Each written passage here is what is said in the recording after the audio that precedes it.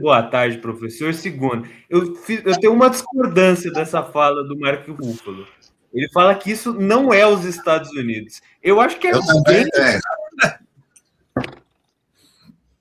Boa tarde, professor. Boa tarde, Azé. Boa tarde, Yuri. Sempre um prazer estar aqui com vocês. Não, eu ia falar justamente isso, tirou da minha boca, né? Porque é os Estados Unidos. Os Estados Unidos, como qualquer outro país, é composto por vários grupos sociais, que tem várias ideologias, que tem. É assim, toda a sociedade. Não existe a ideia nacional, né? Essa ideia de um sentimento nacional compartilhado homogeneamente por outros. Os Estados Unidos é assim, desde o seu nascimento. Eu em outra ocasião, tive aqui com vocês também. Eu lembro que eu havia insistido um pouco nisso, que era um tempo atrás que o fascismo histórico do Trump não é fascismo histórico. Os Estados Unidos é que inspirou o fascismo e o nazismo, porque o que os Estados Unidos fez na sua história, desde o nascimento do país, é um negócio horroroso. E com o apoio de parte da sociedade. Quer dizer, você pode dizer tudo dos Estados Unidos.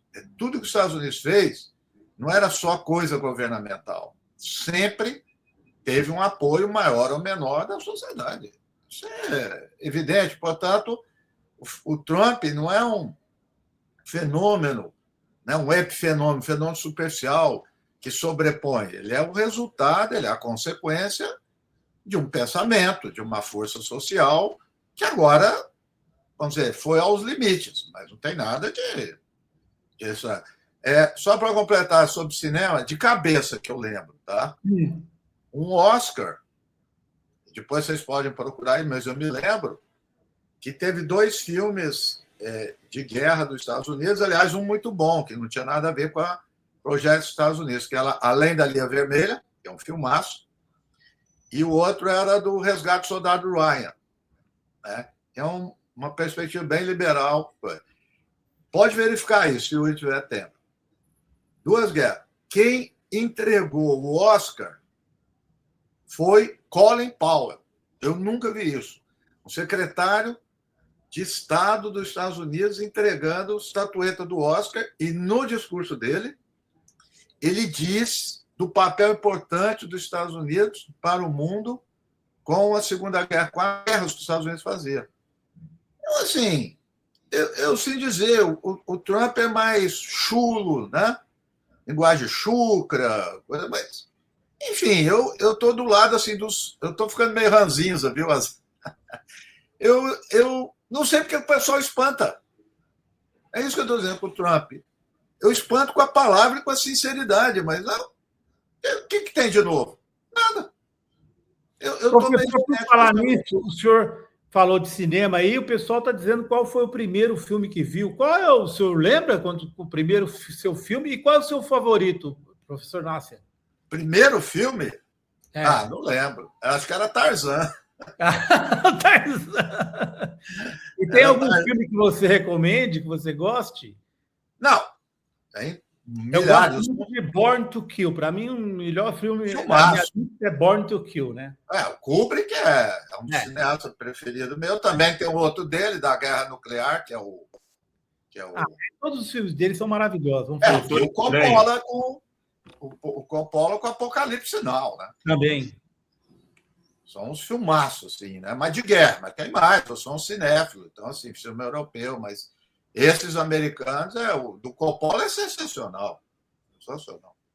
E trazer aqui rapidinho, aqui a imagem do Colin Powell entregando o Oscar. Quem está recebendo? Isso é na cerimônia do Oscar de 1999, o 71º Oscar. Estou fazendo a checagem aqui de quem recebe o prêmio. Eu acredito que seja o produtor do filme. Enquanto isso, deixa eu colocar isso aqui na tela para o professor começar com essa pergunta aqui. Ó. Um congressista republicano, para fazer média com o Trump, apresentou ontem uma lei, um projeto de lei para anexação e para que a Groenlândia se torne um estado dos Estados Unidos. Professor, o senhor está levando a sério essa história da Groenlândia? Porque tem muita gente que não está levando muito a sério. O Trump, como qualquer outro, é assim. O ator político, ele faz discurso, ele ameaça. Aí você fica na espreita. Se ele faz um ato, você já vai, naturalmente, projetar que ele pode repetir. Pode ser que não aconteça. Até eu escrevi um texto aí para o Twitter falando isso, que toda hora está mudando a ordem mundial. Nunca vi tanta ordem mundial que muda. Né? A ordem mundial, minimamente, é quando há um padrão, um novo padrão de ação. E esse padrão tem que repetir, senão não é ordem. Né? Então, assim, até o momento nós estamos no sequestro do Maduro. De fato. Né? Ponto. Não tem mais nada. É possível que aconteça? É possível. É bem possível. E a probabilidade está aumentando. Né? Acho que sim. E eu vou confessar uma coisa para vocês. Eu posso ser chamado de tudo, menos que eu não sou sincero. Eu estou torcendo para ele tomar a Groenlândia. Por quê? Eu quero ver a OTAN. Agora a hipocrisia deles. Não vão enfrentar os Estados Unidos. É o fim da OTAN. E a OTAN é um escárnio. A OTAN é um horror. A OTAN atacou a Líbia, atacou o Iraque, atacou o Afeganistão, ocupou esses países, ninguém falava nada. Né? Agora é um conflito entre eles. Ano passado eu tive um seminário na Perseu Abramo, ficou todo mundo chocado lá comigo. Eu falei para eles que o melhor cenário para mim na eleição dos Estados Unidos era o Trump perder e ter uma guerra civil. Eu ficou chocado. Falei, é melhor eles resolverem isso internamente do que jogar isso para o mundo. Eles que se virem lá com isso. Né? Então, eu acho possível, sim. Eu acho possível. Eu estava vendo um analista russo hoje, desculpe, Yuri, eu já vou te passar já, só dizendo isso, professor. Um analista russo dizendo que essa história do Trump querer ser o grande rei da energia do mundo, do petróleo, implica em que ele vai querer tomar o petróleo. E aí é um analista russo. Venezuela, que já tomou, Irã, segundo, e Brasil. O russo lá escreve, até vou escrever para fórum sobre isso. Ele fala, são esses 3 países que ele vai abocanhar o petróleo para ter controle de mais de 50% do petróleo do mundo. Venezuela, Irã e Brasil. Por outro lado, só para equilibrar um pouco isso, eu recomendo um economista, economia política americano, que é muito bom. Ele chama Adam Tooze.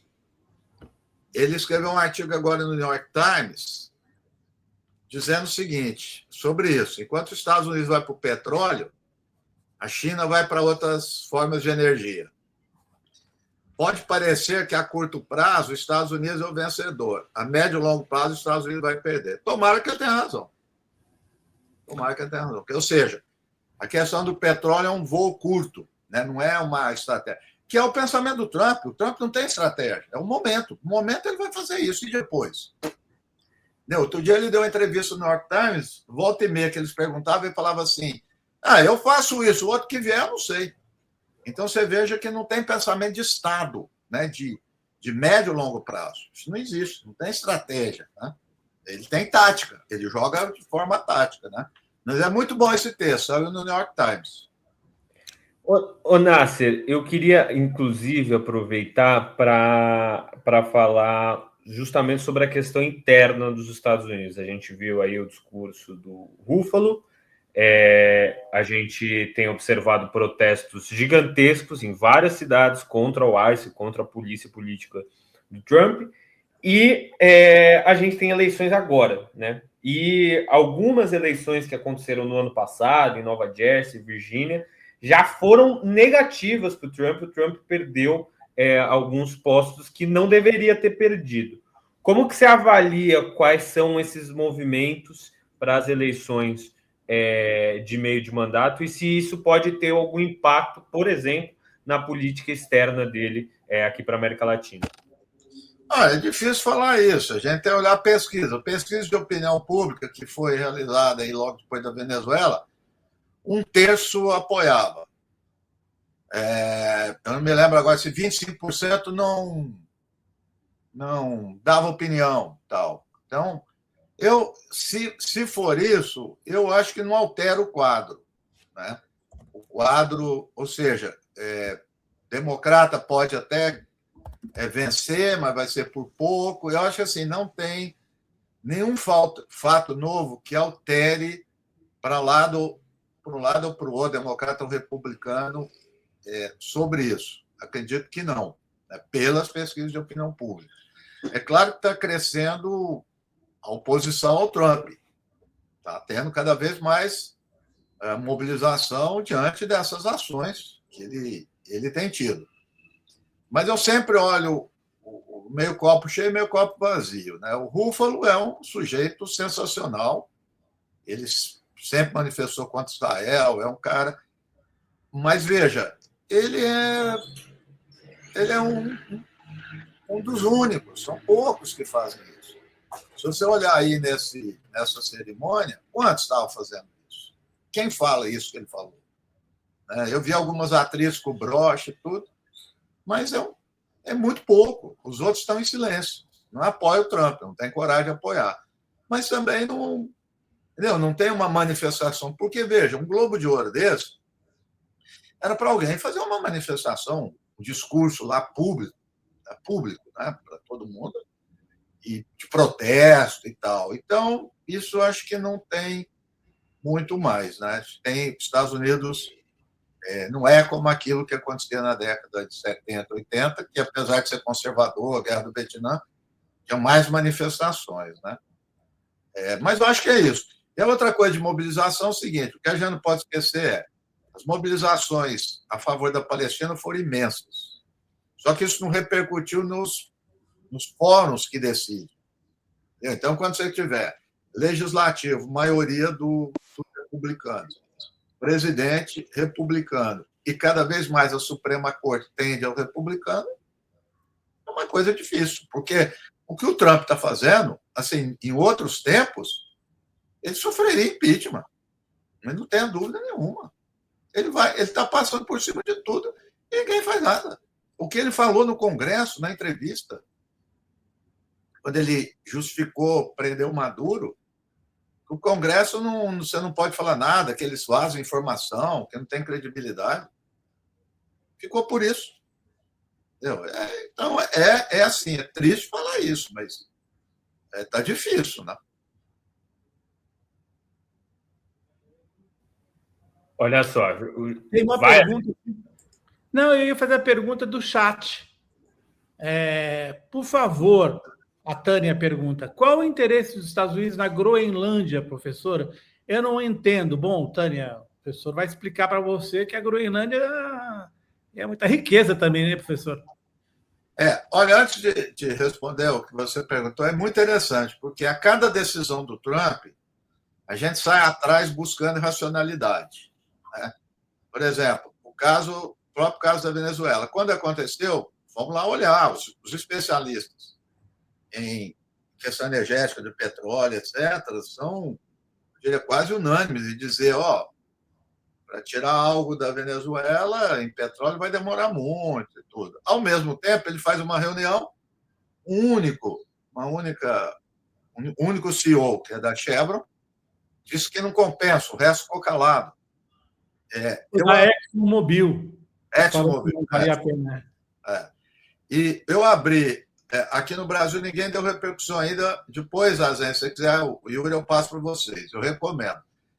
Antes de ontem saiu, eu até ia escrever, não deu tempo, na primeira página do Wall Street Journal, domingo, uma matéria imensa, sem criticar, sem enaltecer, mas dizendo que os especuladores, investidores de toda sorte estão agitadíssimos para ir para a Venezuela, né? Seja alguém que quer pegar dívida, argumenta em dívida do passado para formar um fundo soberano e pagar, área de construção civil. Então, assim, pelo menos eu me coloco, eu não sou nada para ver essa perspectiva, né? Por isso que o cara é capitalista.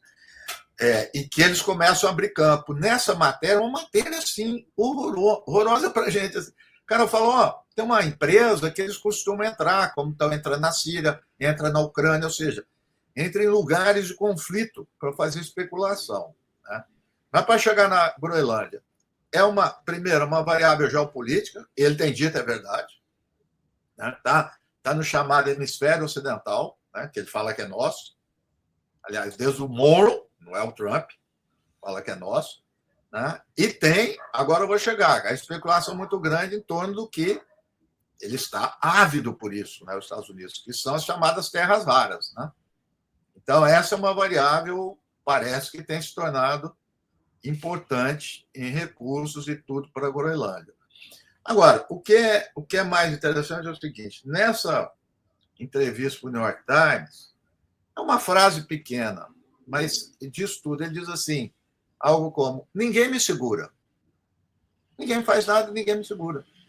A única forma de me controlar é o meu critério moral. Então, é isso que eu chegar. Se não tem custo, ele vai adiante. Ó.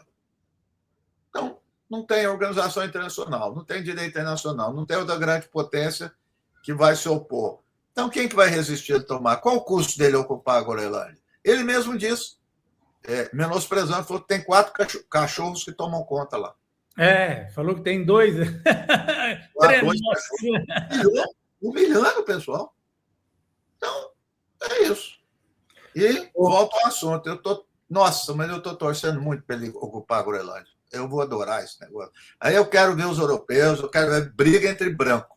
É isso que eu quero ver. Porque quando é Oriente Médio e América Latina, fica esse assunto, tá, Oriente Médio, quero ver entre eles. Aí é que tá. Porque essa que é a diferença. Os democratas sempre estão junto com os europeus. Né? Os republicanos sempre têm tensão. E ele está levando essa tensão ao limite. Aí eu quero ver a hipocrisia da OTAN, que é a ideia de segurança coletiva, está com um membro. Atacou todos. Né? Quero ver. Vamos ver. O senhor Macron ironizou o Macron, fez lá o sotaque francês, outro dia o Trump. Macron, não sei o quê, disse que o que ele fala em particular, ele fala em público. Está acabando com todos eles. Essa parte eu estou adorando. O Nasser, inclusive, falando nessa questão de não ter resposta, né? Muita gente, quando a gente noticiou, por exemplo, naqueles fatídicos sábado 3, o sequestro do Maduro, o que mais aparecia no chat, além de bolsonarista, era a gente perguntando, e a China e a Rússia?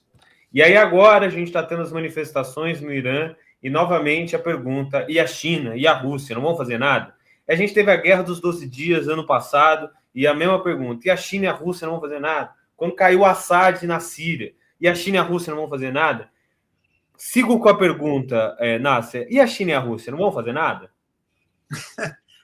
A Rússia, a partir do momento, né, que teve a questão com a Ucrânia, ela já ficou bastante limitado seu raio de ação. Vamos dizer, até antes. Né? Não era um projeto da Rússia. O projeto da Rússia é ali o entorno, o leste europeu, ali, as ex-repúblicas soviéticas, e o único lugar que a Rússia tinha um pé era a Síria. Veja o que aconteceu. Sempre teve, né? Era o único lugar. Deu uma retraída bastante da Síria, já começa ali os sinais, né? O caso do Irã. Então, a Rússia está, eu entendo, em compasso de espera para, vamos dizer, resolver a questão da Ucrânia. Né? Então, a questão era a China. Né? Eu lembro que no início do genocídio, eu sempre dizia que todo dia de manhã eu levantava para dizer a China vai tomar uma atitude. Né? Já desisti faz tempo, e realmente não vai tomar. Eu vi um dia um especialista, um chinês, analista, tal, e ele disse um negócio que me marcou bastante para entender qual é a questão da China. Ele disse assim, o país que a China mais estudou, mais analisou, foi a União Soviética. Para quê? Ele falando, não sou eu, para aprender com os erros. Então, um dos erros da União Soviética, disse ele, foi querer competir geopoliticamente por todo o globo com os Estados Unidos. Isso gerou um custo muito grande, o que levou à desintegração. Nós não vamos fazer isso. Nós não vamos ficar competindo em tudo, mas nós vamos gradualmente fazendo uma coisa que a Rússia não fez, tornar o Ocidente dependente economicamente da China. Ele está fazendo as duas coisas. Quer dizer, essas duas coisas vão continuar. Se olhar, isso não existia. Você tinha a economia soviética e o sistema em torno da União Soviética e o Ocidente em torno do sistema. Os países europeus todos entrelaçados com a China, dependendo da China. América Latina, Ásia, não sei o quê. Né? Então, isso é fato. Então, portanto, não espere algum tipo de ação da China. Não vai ter. Não vai agir a curto prazo. O que pode ser isso é uma questão estratégica, mais de médio e longo prazo, e entrando pela economia. Aí é que está. Então, a pergunta que a gente deve fazer é o seguinte: essas ações políticas, essas ações militares do Trump, terá como consequência, nesses países, nesses territórios, a diminuição, o rebaixamento da presença da China? Não sabemos. Não sei. Veja, será que com isso que o Trump fez na Venezuela haverá um recuo no sentido econômico da China? Eu duvido. Duvido. Quer dizer, vai tirar a China do México? Vai tirar a China do Brasil? Vai tirar a China do... Não sei, acho que não, porque a questão é a lógica econômica aí que impera, né? Então, no caso do Irã, veja, que foi muito pior foi com Israel e os Estados Unidos que aconteceu. Quer dizer, os Estados Unidos, já não pode esquecer isso, atacou o Irã diretamente. E não houve nada. E por isso que o ano passado, muita gente criticou, eu falei que, em parte, eu tinha saudade da Guerra Fria. Porque na Guerra Fria, minimamente, você tinha uma disputa. A União Soviética disputava. Quer dizer, a União Soviética apoiou o colonialismo, a luta colonial, a luta anticolonial, né, contra o colonialismo. Apoiou na África, com Angola, Moçambique, a Cuba apoiou. Quer dizer, hoje você não tem mais isso. Aí é que está. Então, o Trump tem um terreno livre. Os Estados Unidos têm um terreno livre para agir. Né? E é o que ele está fazendo. Agora, se isso... aí é uma questão, Yuri, a gente não sabe. Se isso vai resultar em mais poder ou mais desgaste, a gente não sabe. Concluindo, em princípio, há uma discussão nos Estados Unidos desde o final do século XIX. No final do século XIX teve uma eleição muito bizarra, que é o cara que o Trump se baseia, o McKinley. Só fala no McKinley. O Ted Roosevelt era vice do McKinley. O McKinley foi assassinado, o Ted Roosevelt assumiu. E a eleição era: devemos ser ou não império? Isso em 1900.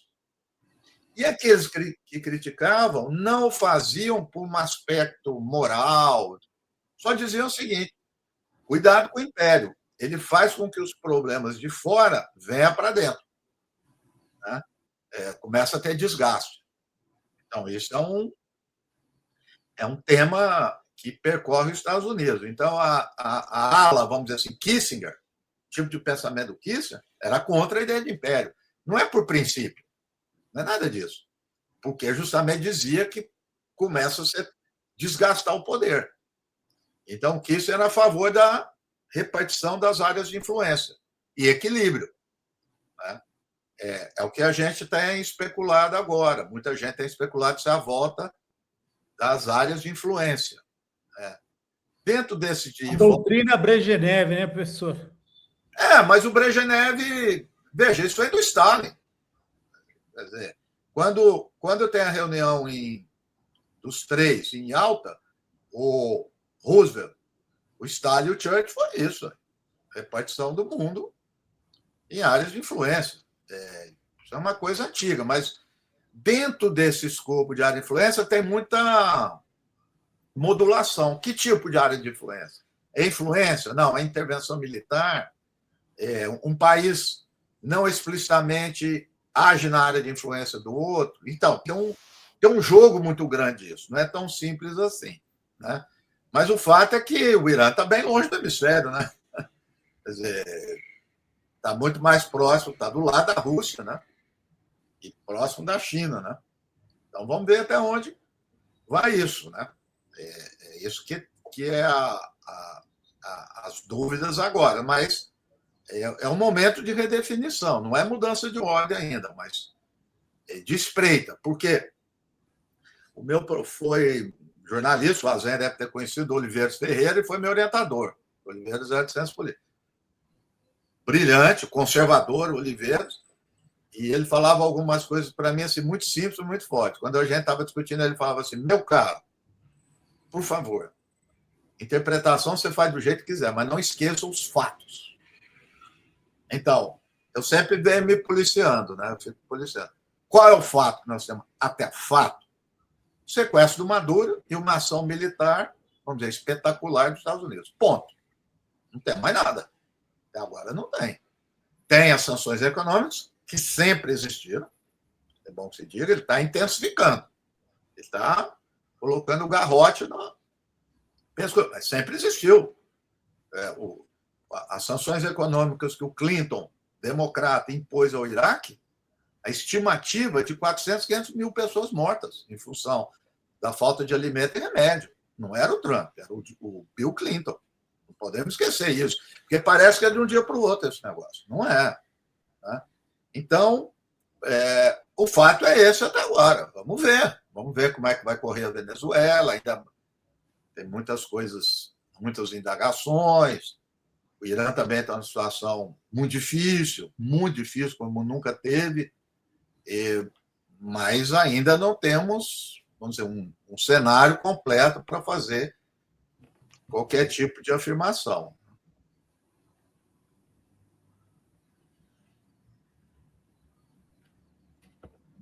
Você vai, Azen? Se você não vai, eu vou. Estava aguardando a sua.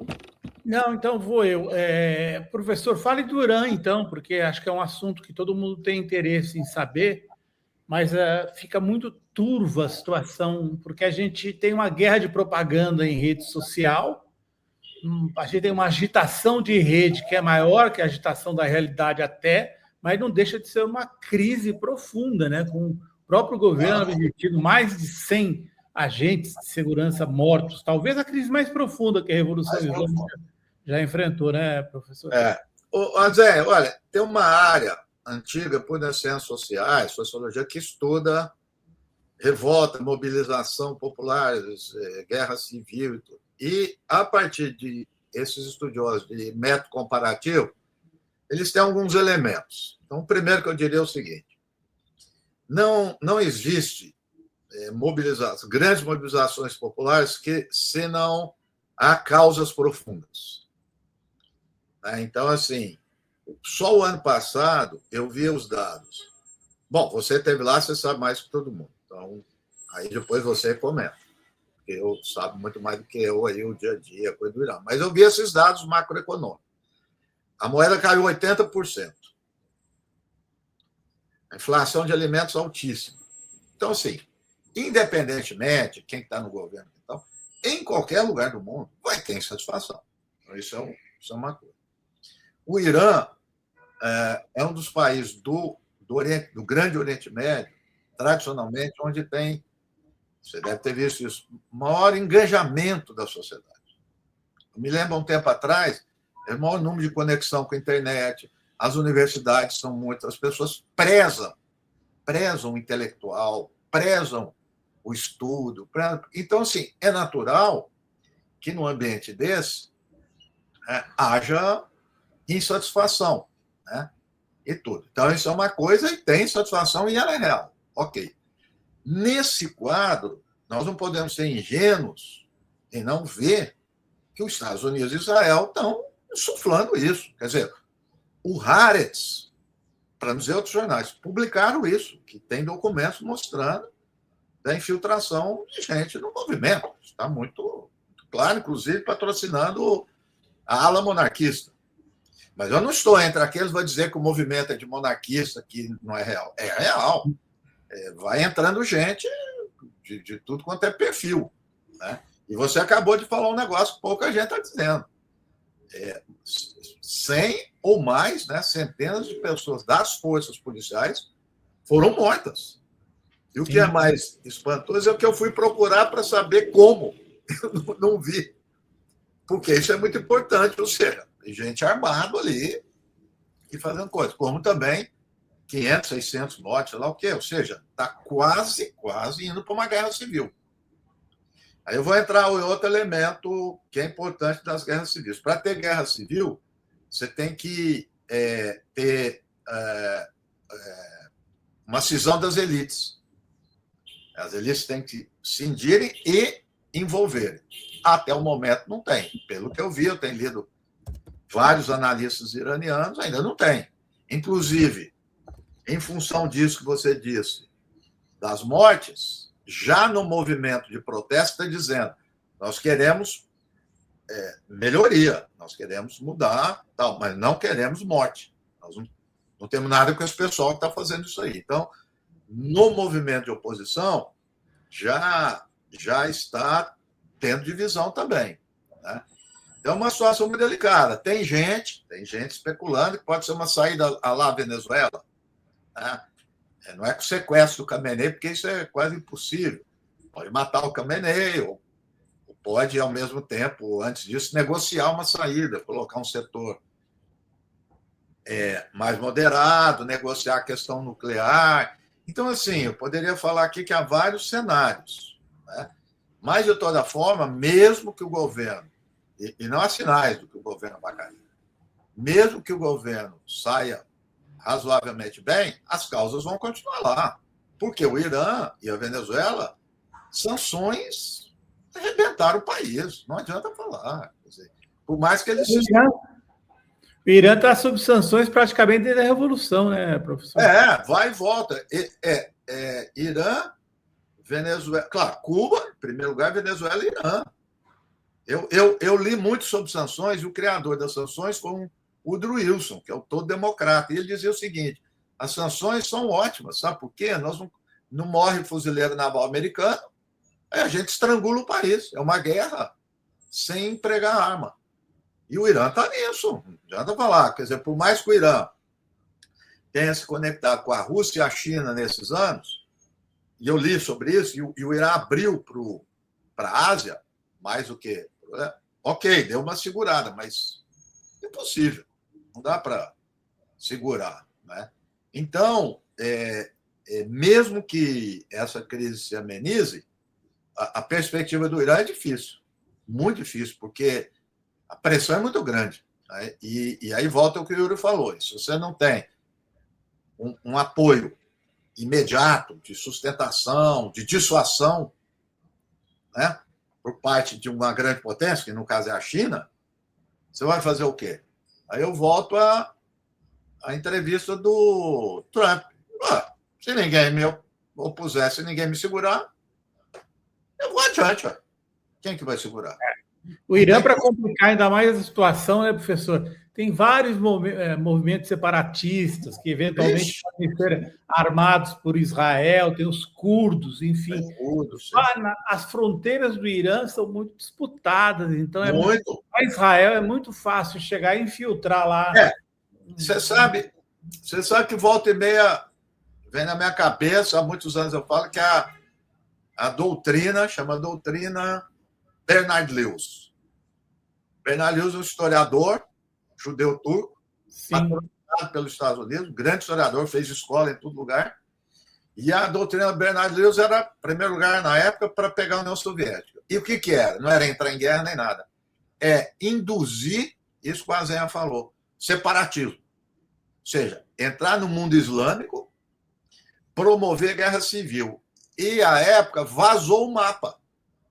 Depois, quem quiser olhar, chama o mapa Bernard Lewis e tudo, que eles projetaram que seria o Oriente Médio. Não teria Irã, não teria Iraque, tudo desmembrado. Líbano, só teria Israel. O resto, tudo desmembrado. E é fácil fazer isso. É o que ele está falando. Por quê? Está acontecendo na Síria, né, professor? A Síria, vamos dizer, a Líbia foi rachada em dois pedaços, pelo menos. A Síria está se rachando também, né, professor? A gente acha que isso é teoria da conspiração, mas trabalhar com fato, né? Não, mas tem... eu falo assim, tem teoria da conspiração, mas tem gente que conspira. Entendeu? Então, o Milor Fernandes falava, não é porque eu sou paranoico, Milor Fernandes uma vez falou isso, Não é porque eu sou paranoico que não quer dizer que o cara da esquina está me perseguindo. Pode ser que ele está. E aí o que eles fizeram? Era a ideia. Por quê? Se você olhar a ideia de nação, é uma ideia que chegou ao norte da África, Oriente Médio de fora, porque eram tribos, sociedades. Então a ideia de nação é uma construção forte, tudo, mas que ela começou a perder força. O nacionalismo árabe deixou de existir, acabou. Quanto tempo? Então é muito fácil dividir, porque é só ligar a chavinha, você vai desencadear isso que o Azé está falando. Então, veja o caso agora da Síria. Voltou a ter o Estado Islâmico, tem a questão dos curdos, quer dizer, adeus unidade nacional. Tá? E nesse aspecto, só um detalhe todo. Detalhe não, uma coisa importante que não está aqui. Eu divirjo desse negócio, não é só agora, falar, os Estados Unidos fracassou em ocupar o Oriente Médio. É verdade. Por outro lado, eles conseguiram acabar com os estados. Porque você veja, nacionalismo árabe, de onde vem? Egito, que está no bolso dos Estados Unidos e Israel. Líbia acabou, Iraque acabou, Síria acabou, e o Líbano, até o Líbano, que não tinha essa ideia de nacionalismo, acabou também. Então você não tem mais nada, você tem as monarquias, Arábia Saudita, Emirados Árabes, etc. O resto tudo acabou. Ok que os Estados Unidos não ocupou, não conseguiu, mas, por outro lado, acabaram os Estados nacionais. Acabou. E, minimamente, os que, historicamente, os que tiveram alguma estabilidade, não é coincidência. Irã, que agora está nisso, e Turquia foram o quê? Impérios. Império Otomano e Império Persa. Não veio de Estado Nacional, de ocupação, tal, do Império Otomano como os outros. Então, esses que vieram da formação do Império Otomano, literalmente acabaram. Acabaram. Está morto, acabado. E o nacionalismo árabe, que foi uma ideologia importante, está lá, acabou. Então, a situação é essa, não tem muito o que colocar. E agora, se acabar com o Irã, aí completou. Né? Completou o serviço ali na região. Né? E mesmo se não acabar, o Irã vai estar num momento defensivo. Né? O Irã não pode fazer nada, não pode se mobilizar interna e externamente. Está meio acuado, né? Um ator acuado, e não tem esse apoio eu gostaria que tivesse da China. Então, é uma situação difícil, não é fácil, não. Nasser, queria te agradecer muito pela presença no Fórum 11 de hoje. Eu tinha mais aqui, a gente ficava até 3 horas da tarde aqui, do tanto de pergunta que eu tenho para você. Professor, mas queria agradecer muito pela presença aqui no 11h30 de hoje. Se tiver um último recado para a nossa audiência, alguma recomendação, somos todos ouvidos. Não, eu acho que acompanhar isso com muita atenção. Acho que o Azé, que esteve no Irã, fez um trabalho importante lá, está olhando essa movimentação, porque eu tenho dito o seguinte, embora existam grandes potências, é muito louco isso na política internacional. As ruas acabam decidindo, por incrível que pareça. Né? É uma variável importante isso daí. Então, ainda é uma indefinição aí no Irã, porque também o regime tem apoio, né? E está atento a isso. E o caso de Gaza, quer dizer, Gaza, apesar de estar ficando esquecido, né? Porque nós tivemos muitas mortes por frio em Gaza, né, professor? Frio, que vai morrer gente de fome, não sei o quê, e parece que está tudo bem lá. De um lado é isso. De outro lado, a gente não pode esquecer. Com tudo isso, o Hamas está lá. Por isso que eu falei de rua. Né? Rua nesse sentido, se tem apoio, etc. Então, portanto, é uma variável, ainda não dá para... Se a Venezuela, se outros países tiverem realmente apoio, adesão, é muito difícil derrubar. Né? Não podemos esquecer o caso óbvio, eu tenho citado isso para lembrar de Cuba. Porque parece que tudo que é recente é mais complexo e mais importante. Não é. Quer dizer, a época da Revolução Cubana, quer dizer, o que aconteceu? Baía dos Porcos, por que não teve... Por que a invasão foi um fracasso? Porque o povo resistiu, porque tinha uma união em torno do Fidel Castro, do Che Guevara, enfim, dos líderes, e centenas de vezes, isso está demonstrado, tentaram matar, não é sequestrar nem tinha jeito, matar o Fidel, não conseguiram.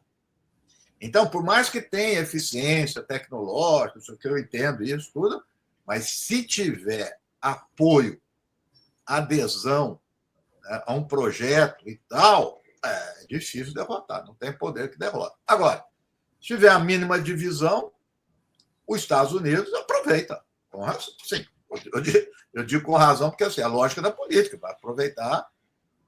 Não estamos no. O Trotsky dizia isso, pessoal, não somos das mocinhas do Exército de Salvação. Então, é isso. Ele aproveitou a divisão, ele vai lá e vai insuflar isso daí. Então, volta a ideia das ruas. Eu acho que é o termômetro, né, das ruas, eu acho que não é o único, mas é um fator importante.